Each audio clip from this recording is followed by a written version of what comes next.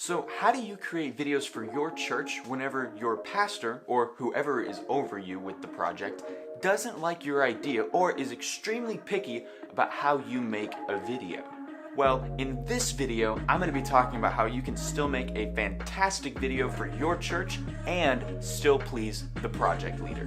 Before we get started, don't forget to subscribe and hit the bell for more videos about editing tips, church video creation, and videos on how I create content for my church. So how do we navigate working with our pastors when it comes to video? And it doesn't have to just be your pastor because, for example, my dad is over pretty much all things media with the exception of worship at my church. So I report to him on about 90% of the projects that I actually work on. I have 3 tips for how you can make a video great and also please your pastor with the finished product. So number 1 is the visionary, that's what I'm calling it, and I'm going to read off the description that I wrote for this example. So the visionary is if they have a specific vision for the product in great detail with little to no creativity on your part, do as they say even if it negatively affects the outcome of the video, in your opinion.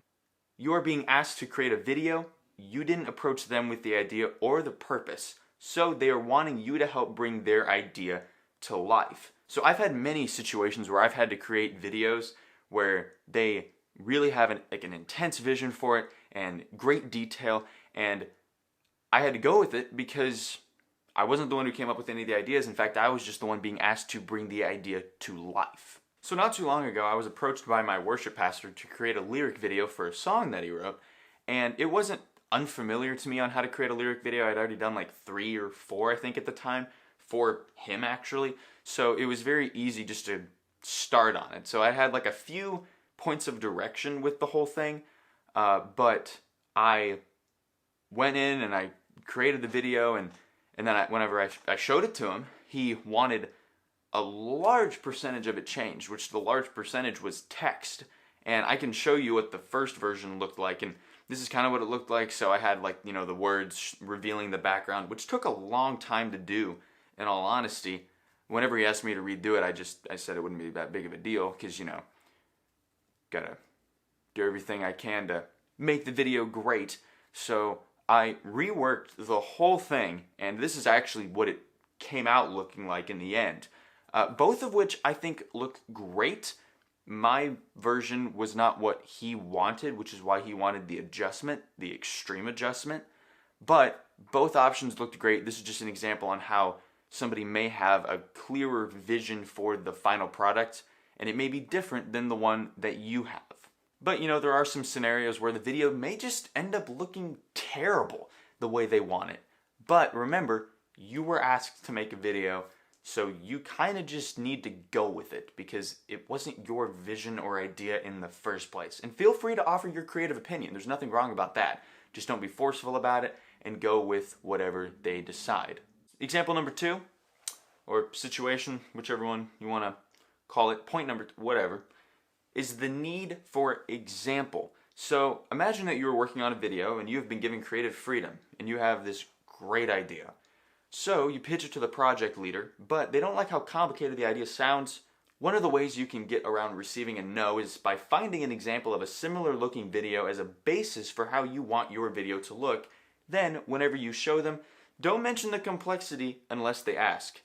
And they get to see how cool the video can look if it is done the way you are envisioning. That was wordy, my gosh. In 2020, pre-pandemic, this was like in the first few months of 2020, I was approached by the youth director. Well, technically he wasn't the youth director at the time because he was still not really hired on yet, and he was doing it like as a volunteer, but now he's hired on, so now he's the youth director, to make some youth camp promo videos. And he asked me if I could make them, and I had done that for the past 2 years at the time, so I was really familiar with making youth camp promo videos. And I normally stayed on the funny side, but this year it kind of felt a little more serious. So we decided on making youth, with the teenagers, testimonial videos, and also with a few of the leaders that went to promote the next year's upcoming youth camp. And So I had this great idea. We'd have like one camera kind of like this, which was just like a dead-on shot, you know? And then we'd have a second one like to the side that was just kind of like a sliding shot, because I have like a motorized camera slider, and my church has a few extra cameras, so I was going to use some of theirs and this one to make it happen. But the whole point was to have the background just be completely voidless. And you may have seen examples of this before in the I Am Second videos, and that's the example that I used in this scenario, because whenever I approached him with the detail, the insane detail of the whole entire project, he said no, because he thought it was too complex, too difficult, and we didn't have enough time. And I knew he would actually really want the videos to look like how I was envisioning, because it just looked so good in my mind and he wasn't able to see it. So I sent him the link to one of the I Am Second videos and showed him how our videos could look. And after that, he actually ended up approving of the idea to make the voidless background with the camera slider and the main camera. And this is what a few of those videos looked like. Last year, I attended the Bold Conference with the youth group. Now, for me, going to a youth conference as a leader has been very different compared to when I went as a student. Throughout Bold, God was kind of working on me for forgiveness and just kind of that loving others enough to let the wrongs they did, just let it go and just leave it alone. Forgiveness. We were at Bold last year. I was still really growing as a Christian and learning what all that meant for my identity, of who I was supposed to be, how I was supposed to live my life. So just remember, if you are having a problem or a difficulty portraying your vision and not trying to make it seem overly complicated, which in the tech world is extremely easy, especially whenever you start adding multiple cameras and things like that and tons of lights, just remember, try to find an example on YouTube or somewhere else, primarily YouTube, of a video that's going to look extremely similar to the one you're wanting to create. We got number 3, is the micro manager. Out of all 3 types of project leaders, this is my least favorite to work with. A few of you will probably, most of you, I feel like, would agree to that. But let's dive into the definition that I have written of the micromanager. So, I enjoy creative freedom, but I don't mind being told what it needs to look like. I just want to figure out how to make it look that way. So I like, seeing the end goal, and I like to choose the path. That's my personal creative opinion and way I like to do things. But whenever the how I get there is controlled, it makes it really hard for me to want to continue with the project. Quite honestly, once you're in the middle of a project and micromanaging begins, it is very difficult for the micromanaging to end before the project is complete. I've had to look past it and persevere through it, but the best way to avoid this situation is to talk about it before the project begins. So you need to fully discuss what they are wanting and ask about specific details, and bring up how you would like to figure out how to achieve their vision, especially if previous projects involved micromanaging. I know that was a lot. Definitely a lot. I started getting lost there while reading it.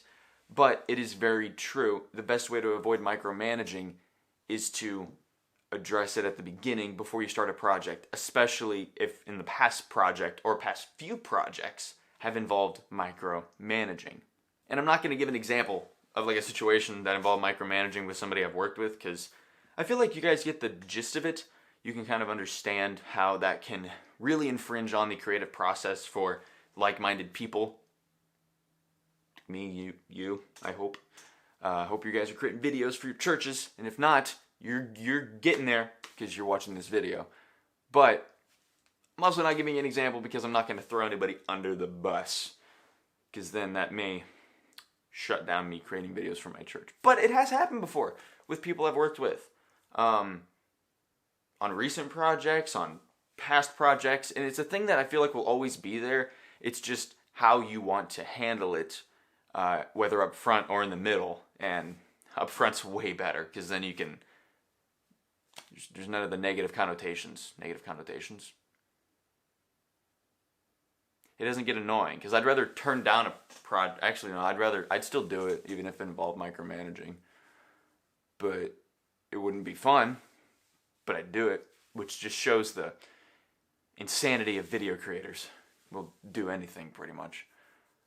So yeah.